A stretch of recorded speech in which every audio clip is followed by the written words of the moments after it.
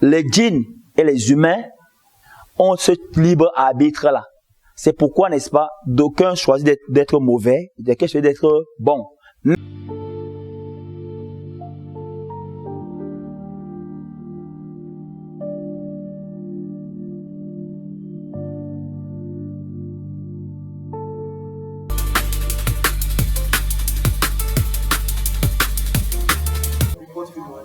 Alhamdulillah Rabbil Alamin. La question est de savoir comment est-ce que l'islam perçoit ce phénomène de portefeuille magique.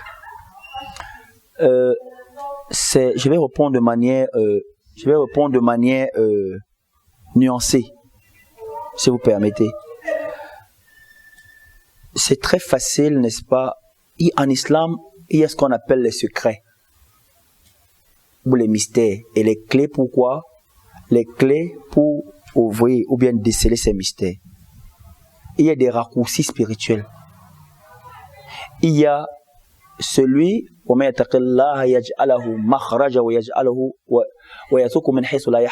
quiconque craint Dieu, Dieu lui donnera les issues favorables et va l'enrichir là où il ne s'attend point. Ça veut dire que quoi? Il faut être d'abord pieux.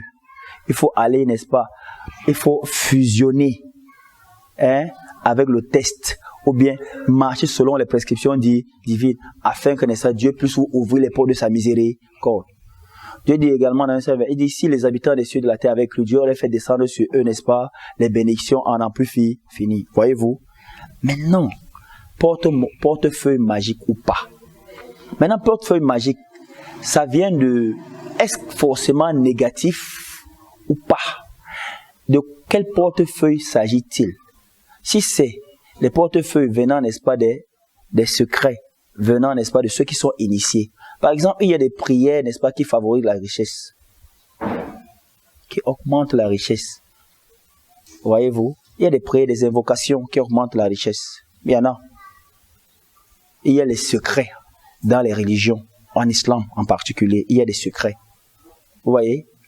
Maintenant, il y a également, en ce qui concerne le portefeuille magique, quand on dit portefeuille magique, ça augure, cela annonce ce qui est négatif. Pourquoi? Parce que généralement, c'est des personnes qui passent des pactes avec quoi? Des entités inconnues. Par exemple, j'étais dans une émission avec un bombok, ou bien le notable d'un bombok.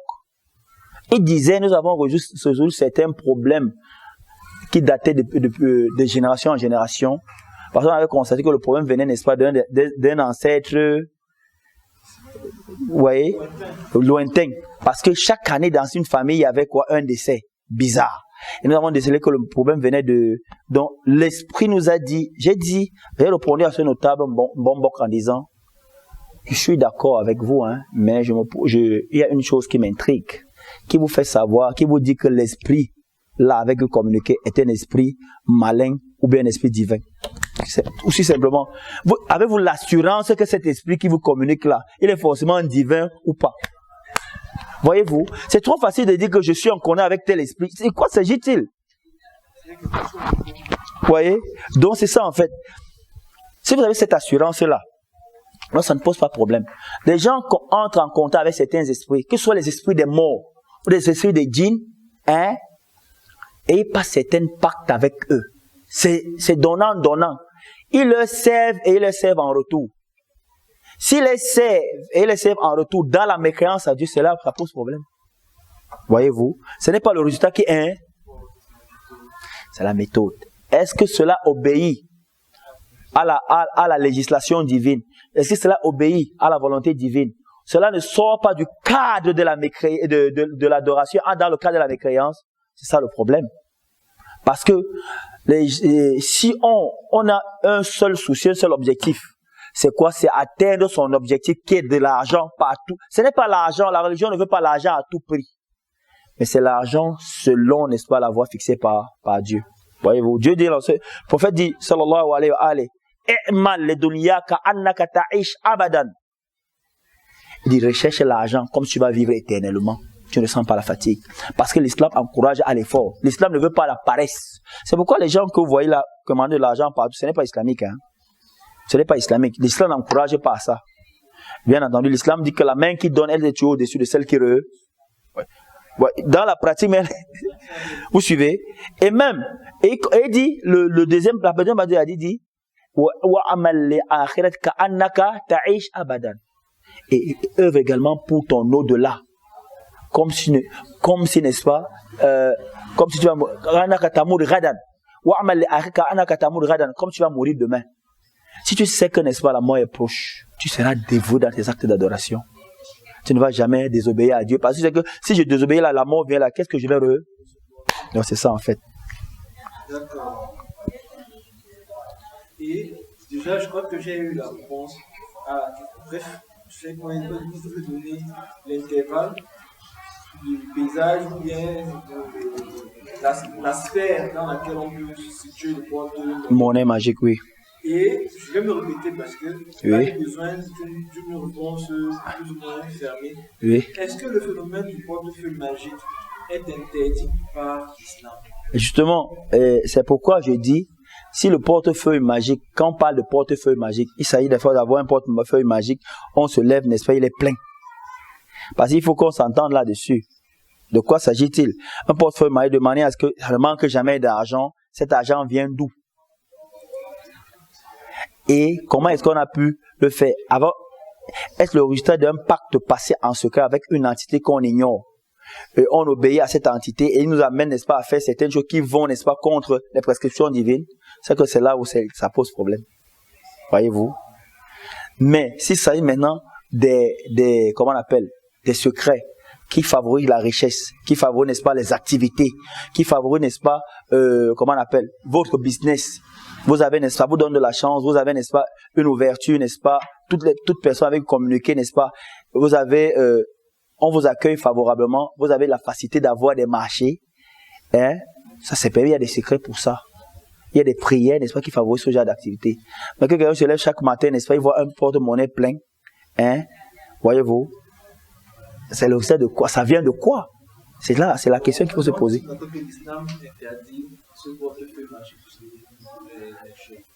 Puisque l'islam favorise promeut l'effort. Je suis d'accord, je suis d'accord. Quand tu imagines que tu parles d'effort, oui. ça prenait une forme de paresse. Donc par conséquent, oui, tout à fait, ne faut pas encourager ce genre de choses.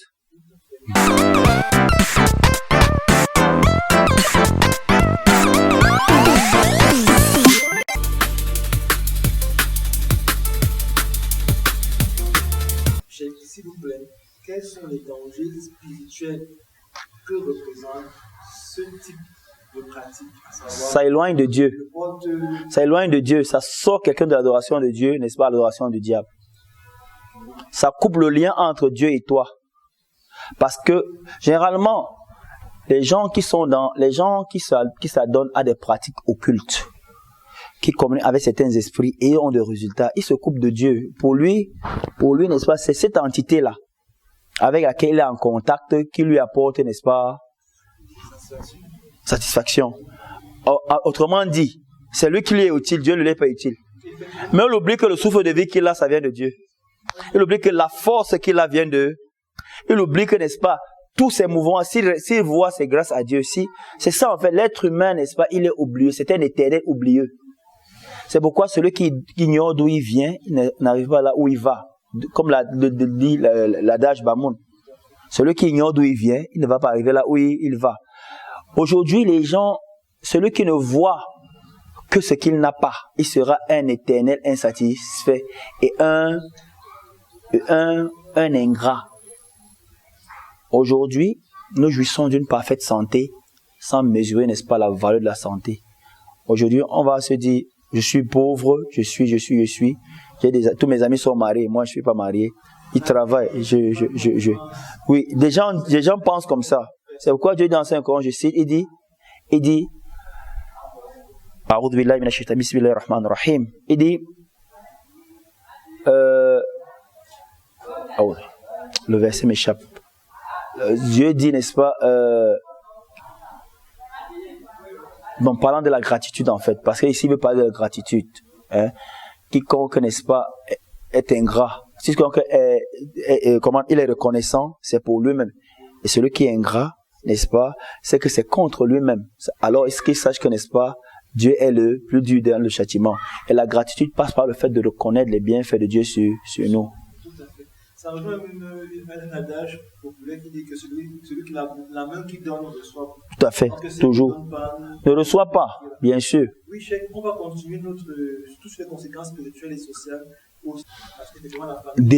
Déjà si quelqu'un, n'est-ce pas, abuse de sa nièce, de sa fille, de son fils, parce qu'en fait, les conditions d'un rituel, parce que ça peut pas être un rituel divin. Ce sont des délires sataniques qui amènent à des vices sociaux. Voyez-vous, la famille déjà sera disloquée. Ça c'est d'un. Ça a une brisure. Oh, Dieu n'a pas créé la famille. La famille, le lien là, c'est un lien qui doit être solide. Ça veut dire que le lien se coupe. Il y a dans les familles où, n'est-ce pas, on avait abusé d'une nièce.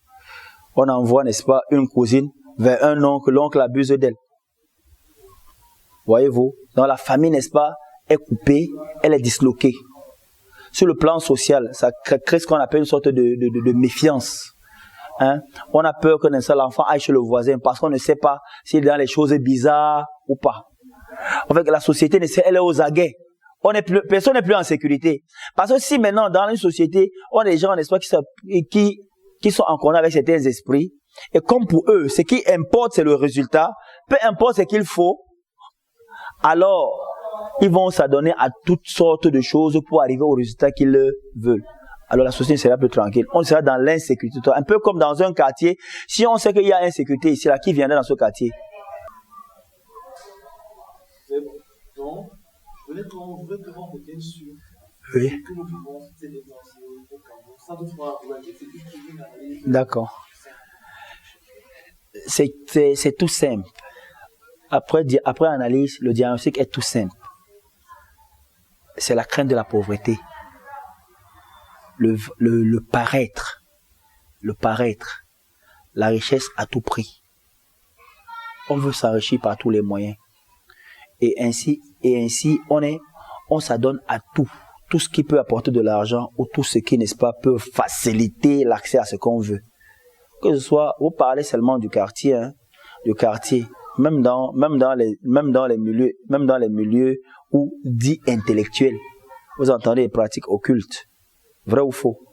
Vous entendez, n'est-ce pas, des pratiques il y a des gens qui font des révélations à la télé ou à la radio, disant que, n'est-ce pas, tel haut cadre de telle université a voulu, n'est-ce pas, faire ci et ça avec. Pourquoi?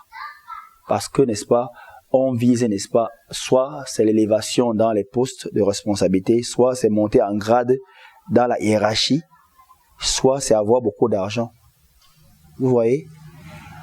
L'être humain doit savoir une chose, c'est que c'est Dieu qui nous a créés. Et peu importe le temps qu'on a passé sur terre, on va finir 6 pieds sous terre. Pour cela, lorsque Dieu crée une personne, comme Dieu dit dans 5 je cite, je ne vous ai créé que pour m'adorer. L'adoration signifie quoi? C'est obéir à Dieu dans tout ce qu'il a commandé de faire et éviter tous ses intérêts. En un mot dit, toute action que nous posons sera pour ou contre nous-mêmes. Et même si les pratiques à laquelle nous adonnons, même si nous avons des résultats, c'est à quel prix? C'est au détriment de son au-delà qui est éternel pour une vie temporaire. Voyez-vous? Ça veut dire qu'on n'est pas bon mathématicien.